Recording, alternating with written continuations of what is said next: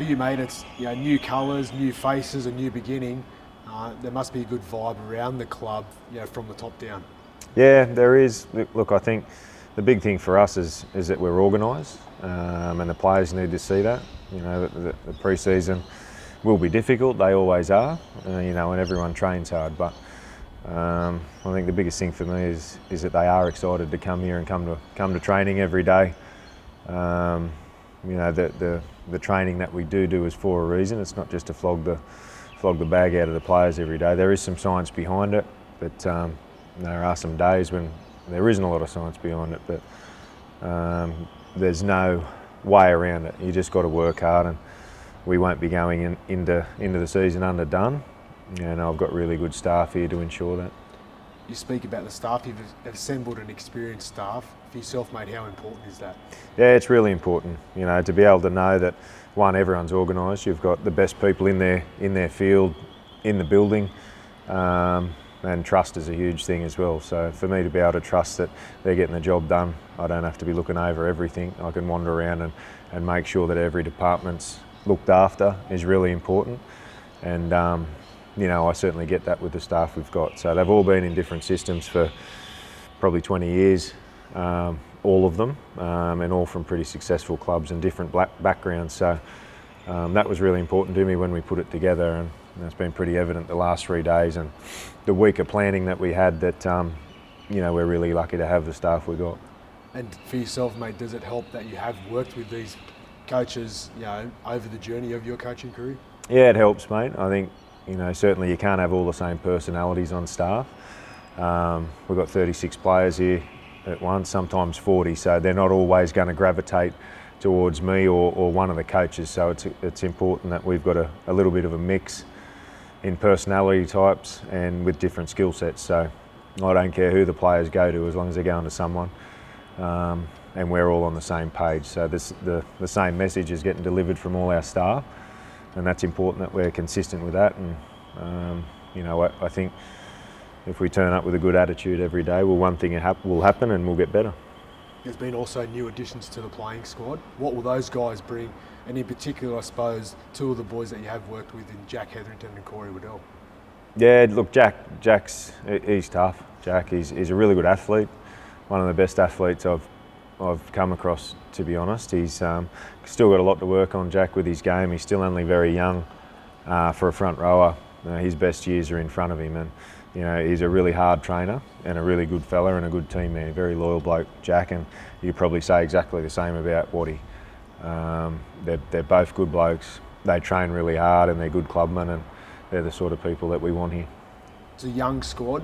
How important is that moving forward? And there are obviously plenty of upside and benefits of that.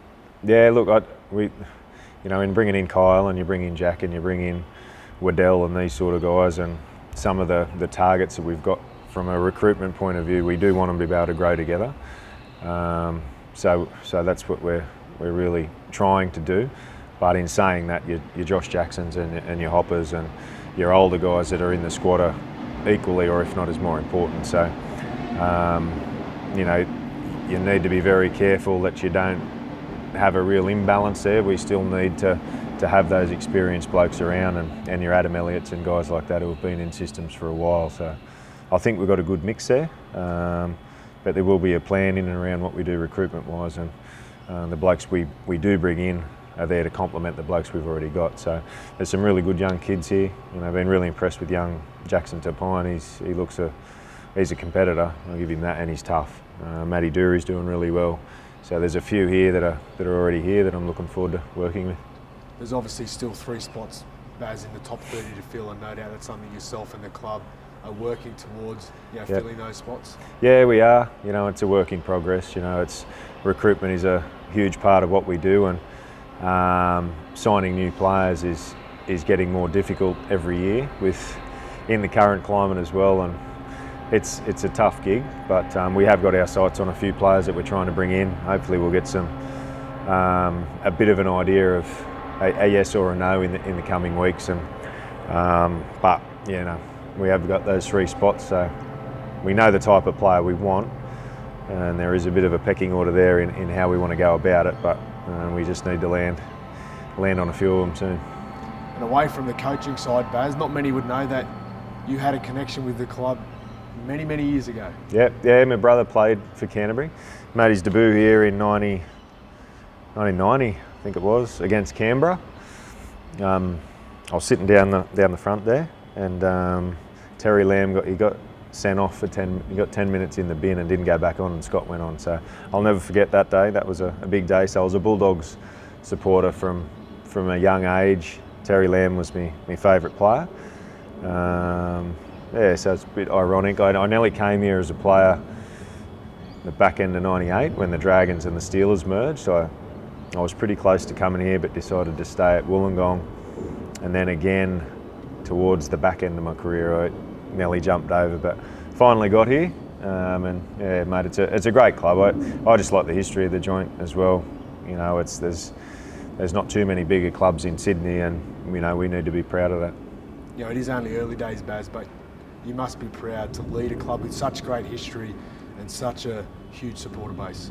Yeah, 100%. You know, and every day we walk in downstairs and you see, you know, your Glossops and your Warren Ryans and your Phil Goulds and your Chris Andersons and the coaches that have come before. You know, all the games that they've coached and the premierships they've won. And I guess as a player, you set your goals. As a coach, exactly the same thing. And you know, I do want to be successful. I think, you know, we'll be provided with that opportunity anyway. No, look, I'm really excited about it, mate, and real happy to be here, and very proud that I am in charge of such a good club.